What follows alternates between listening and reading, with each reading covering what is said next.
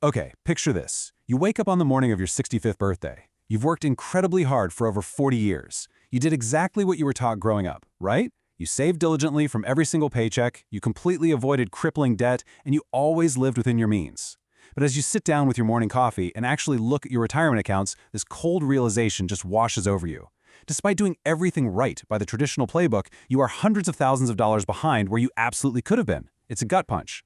So in today's explainer, we're going to completely unpack the mechanics of how this happens and, more importantly, how you can avoid this massive Canadian savings trap.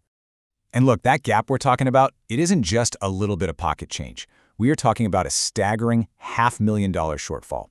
Just think about the peace of mind, the extra travel, the sheer security and freedom that kind of money represents in your later years. And the crazy reality is that this shortfall comes down to one single, incredibly common mistake. Literally millions of Canadians are making this exact error every single year, completely unaware of the massive toll it's taking on their future selves over the course of a lifetime.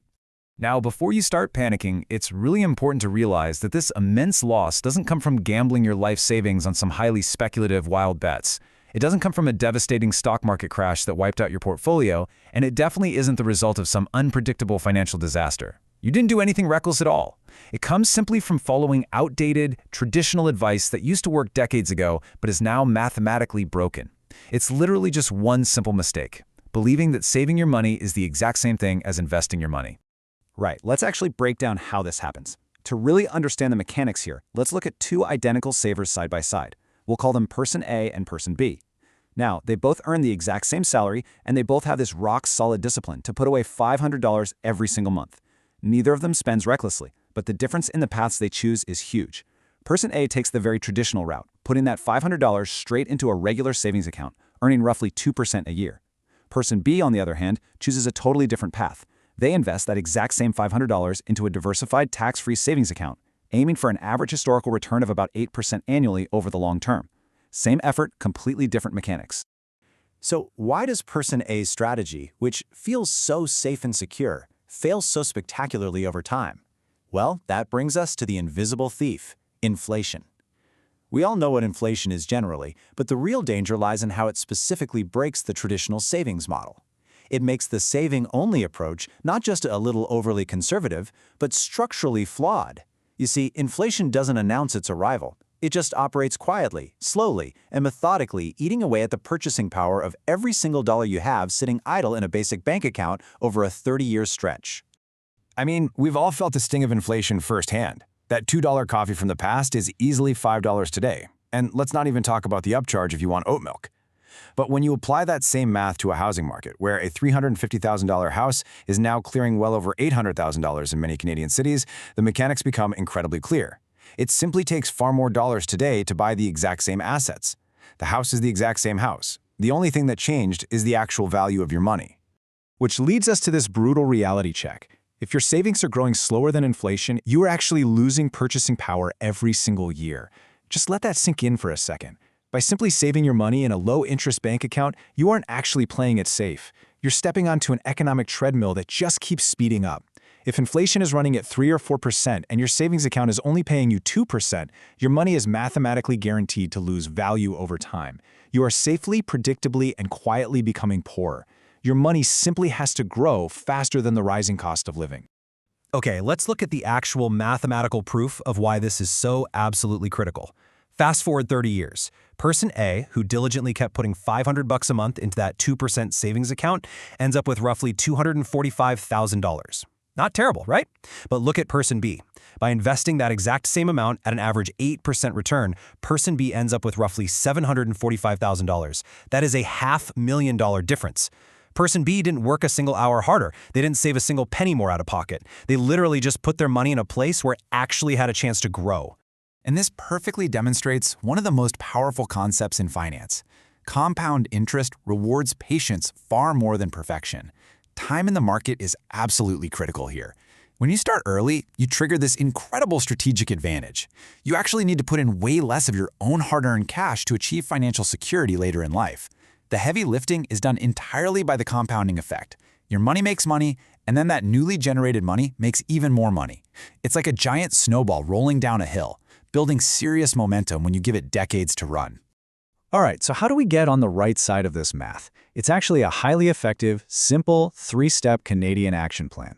Step 1, build an emergency fund. Keep a few months of living expenses in cash so you're protected from life's curveballs and you never have to panic sell your investments. Step 2, take full advantage of tax-advantaged accounts like your TFSA or RRSP. And Step 3, invest in broad, low-cost index ETFs. This basically allows you to own tiny pieces of thousands of different companies all at once, giving you fantastic diversified exposure without ever needing to stress over picking individual winning stocks. Let's actually zero in on the TFSA for a second, because this is where the real magic happens for Canadian investors. Honestly, it is terribly named. It really should be called a tax-free investing account. It's essentially a legal shelter where you hold your investments to completely protect your compound growth. The sheer brilliance of this setup is that all the growth happening inside this account compounds completely tax-free, and when you finally go to make qualified withdrawals down the line, it doesn't trigger any additional income tax.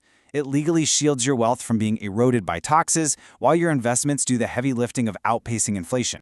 So if the math is this incredibly clear, why do so many people stay trapped in a basic savings account? Well, welcome to the fear trap. People are just terrified of bad timing, so they sit in cash, waiting for this elusive perfect moment. They worry and they wait for a market crash so they can buy in cheaper. Then when it actually crashes, they get scared and wait for a recovery, and then they wait again. And while they're sitting on the sidelines, completely paralyzed by the pursuit of perfect timing, years just pass by, and inflation quietly continues its theft. Because here is the honest truth. Trying to perfectly time the market is extremely difficult. In fact, consistently pulling it off is practically impossible. Building a disciplined, long-term habit like automating your monthly contributions so the money moves regardless of what the scary news headlines say is historically far more reliable than constantly jumping in and out of the market. Those investors who end up with that massive $745,000 portfolio, they're the ones who consistently stayed in the market through both the really good periods and the really bad ones. So bringing all these pieces together, if you take away just one single defining truth from this explainer, let it be this.